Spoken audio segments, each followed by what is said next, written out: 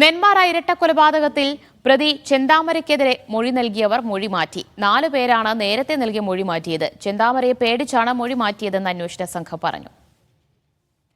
പാലക്കാട് നിന്ന് നന്ദഗോപാൽ വിവരങ്ങൾ നൽകും. നന്ദു, ഇവർ മൊഴി മാറ്റിയത് വലിയ തിരിച്ചടിയാകുമോ അന്വേഷണത്തെ?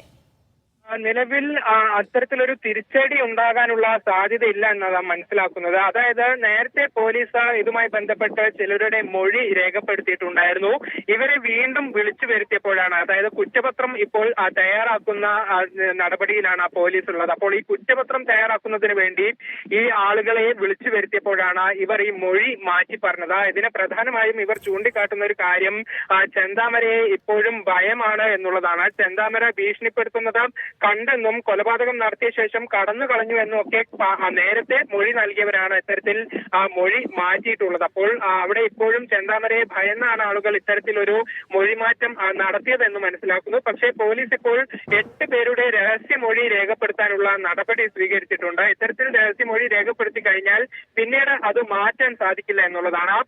മാർച്ച് പകുതിയോടെ പോലീസിനെ ചെന്താമരയ്ക്കെതിരായ കുറ്റപത്രം തയ്യാറാക്കേണ്ടതുണ്ട്. അതിനുവേണ്ടിയാണ് ഇങ്ങനെ രേഖപ്പെടുത്തുന്നത്. ഏതായാലും അടുത്ത ദിവസം തന്നെ ഈ രഹസ്യമൊഴി രേഖപ്പെടുത്തും എന്നുള്ളതാണ് അറിയുന്നത്.